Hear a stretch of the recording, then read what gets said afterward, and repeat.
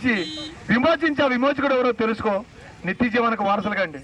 ఈరోజు వయసులో ఉన్న మనము నాకేట్లా అనుకుంటాం. కొద్ది రోజులు అయిపోతే పళ్ళు ఊడిపోతాయి, కళ్ళు కనిపించవు, శరీరం ముడతలు పడిపోతాయి, చావుకు దగ్గర అవుతున్నామని అర్థమైపోద్ది. అప్పుడు ఏమీ చేయలేం. నీ శరీరంలో బలం ఉన్నప్పుడే నీ సృష్టికర్త అని దేవుడు ఎవరు తెలుసుకుంటే ఒక మహాలోకానికి వెళ్తావు.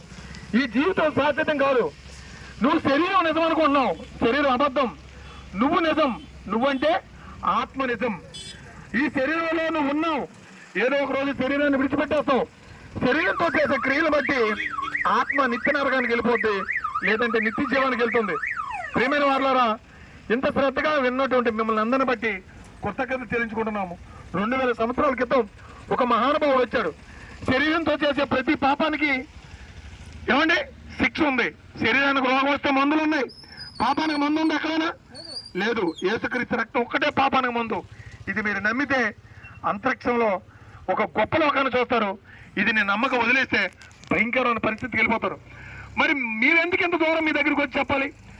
మీరేమవుతారు? మాకు రక్త సంబంధులా, చుట్టాలా, బంధువులా, అన్నదమ్ములా అనుకోవచ్చు మీరు. యాస్, మనందరం రక్త సంబంధులమే, మనందరం ఒకే కుటుంబానికి చెందిన వారమే. సృష్టి ప్రారంభంలో ఒకే మనిషికి పుట్టిన వారు మనంతా. ఆ ఒక్క మనిషి దేవుడికి పుట్టాడు. ఆ ఒక్క మనిషిలో నుంచే మనందరం వచ్చాం. ఆ ఒక్క మనిషిది ఏ దేవుడైతే భూమి మీద ఉన్న మనుషులందరూ అదే దేవుడు. ఆ మొదటి మనిషిది ఏ దేవుడైతే అదే దేవుడు భూమి మీద ఉన్న మనుషులందరికీ. ఆ మొట్టమొదటి మనిషికి ఏ కులమైతే భూమి మీద ఉన్న మనుషులందరిది అదే కులమని మాత్రం మర్చిపోకండి. మరి ఇన్ని రాజకీయాలు చేసి, ఇన్ని కులాలు, ఇన్ని మతాలు ఎక్కడి నుంచి వచ్చాయి? కనుక మనందరం ఒక దగ్గర చేరి మనందరం ఒకరికొకరు చర్చించుకోవాల్సిన అవసరం వచ్చింది.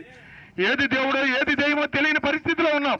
కనుక మనందరం ఐకమత్యంగా అన్నదమ్ముల వలె అభిమానం, ఆప్యాయత కలిగి ఒకరికొకరు వాస్తవాల్ని తెలుసుకొని అందరూ కలిసి నిత్య జీవనకి వెళ్ళాలని కోరుకున్నాం. ఇలాగా శరీరమే నిజమనుకుని నమ్మి ప్రతి ఆత్మ నిత్య నరకానికి జారిపోతుందని 2000 సంవత్సరాల క్రితం ప్రభువైన యేసుక్రీస్తు భూమి మీదకి వచ్చి నువ్వు నేను శరీరంతో చేసే ప్రతి పాపాన్ని నుంచి కడగడానికి ఆయన ఉచితంగా రక్తాన్ని ఇచ్చాడు. ఆ రక్తం ఎక్కువ విదేశాలకు వెళ్ళక్కర్లేదు, మన పక్కన ఉన్న చర్చలో దొరికింది. ఆయన ఏమన్నాడు? మీరు మతం మారండి, డబ్బులు ఇవ్వండి, బియ్యం ఇవ్వండి, దక్షిణ ఇవ్వండి అనలేదండి. మీరు ఏది ఇవ్వక్కర్లేదు. ఆయన ఏం చెప్పాడంటే, మీ పాపాల కోసం నేనే రక్తం కార్చి మరణించి పాతి పెట్టబడి 3వ దినాన్ని తిరిగిలేసిన నిజం మీ మనసులో నమ్మి మీ దగ్గర ఉన్న చర్చికి వెళ్ళి బైబిల్ చదువుకొని క్రీస్తు రక్తం చర్చిలో ఉంటుంది, ఆ రక్తంతో కడుక్కుంటే దేవుడు మనకి ఇచ్చిన ఆయుష్కాలం ముగిసిపోయిన తర్వాత ఆత్మ నిత్య నరకానికి వెళ్ళకుండా నిత్య మహాలోకానికి వెళ్తుంది అన్నాడు. ఇంత చెప్పిన తర్వాత మీకు ఒక డౌట్ వస్తుంది, చచ్చిపోయిన తర్వాత ఎవరు చూశాడు వెళ్ళండి. ఏం పెద్ద ఏమంటారండి మన వాళ్ళు? చచ్చిపోయిన తర్వాత ఎవరు చూశాడు వెళ్ళండి, తేడా ఒక్కొక్క సార పట్టుకొని తాగేద్దాం అంటండి. ఈరోజు మనిషి చచ్చిపోయిన తర్వాత అసలు జీవితం ప్రారంభం అవుతుందని మీలో ఎంతమందికి తెలుసు? పుట్టక మునుపు మనం భూమిని చూసామా? మనం పుట్టక మునుపు ఇక్కడ చంద్రబాబు నాయుడు ఉంటాడు, జగన్మోహన్ రెడ్డి ఉంటాడు, కేసీఆర్ ఉంటాడు, రేవంత్ రెడ్డి ఉంటాడని తెలుసా మనకి?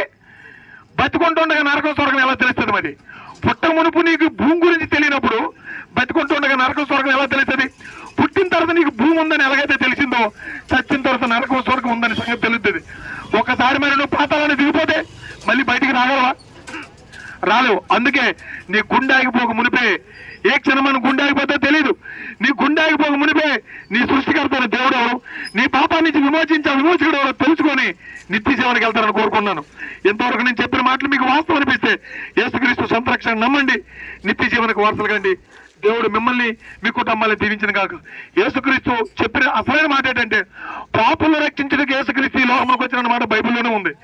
మీరు ఏ పాపము చేయకపోతే యేసు ప్రభు నమ్మక్కర్లే. తెలుసో తెలుగు ఏదో ఒక పాపం చేసి ఉంటారంటే యేసుక్రీస్తే మన అందరికీ దిక్కు. ఎందుకంటే పాపులను చంపడానికి వచ్చారు అందరూ, పాపులను రక్షించడానికి వచ్చాడు యేసుక్రీస్తు. మరి ఇంతవరకు నేను చెప్పిన మాటలు మీకు వాస్తవం అనిపిస్తే యేసుక్రీస్తు సొంత రక్షణ నమ్మి నిత్య జీవనం కోరుకుంటారని మిమ్మల్ని అందరూ కోరుకున్నాను. చివరగా చిన్న ప్రార్థన చేసుకుందాం. కళ్ళు మూసుకోండి. జీవము గల కన్న తండ్రి, మీ పరిశుద్ధమైన పాదాలకి వందనాలు. ఇక్కడున్న పిల్లల దగ్గరికి మమ్మల్ని ఎంతో దూరం నుంచి పంపించారు. వీళ్ళంతా మీ దృష్టిలో ఉన్నారని మాకు తెలుసు. వీళ్ళ కోసం మీ మాటలు చెప్పాలని మమ్మల్ని ఇక్కడ పంపించారు. వీళ్ళెవరో మేమెవరో, మా దేవుడు వీళ్ళ దేవుడు తెలీదు. ఇదే తండ్రి మీ గొప్పతనం. మరి మీ కుమారుడు యేసుక్రీస్తు చేరణ మరణ పునరుద్ధానం గురించి మీ పిల్లలు చెప్పాను.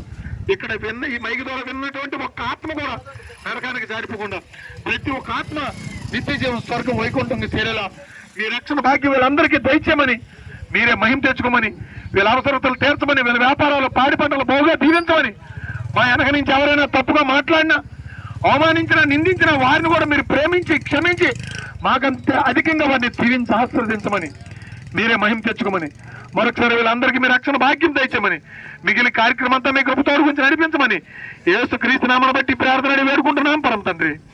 ఆమేన్. ఆమేన్.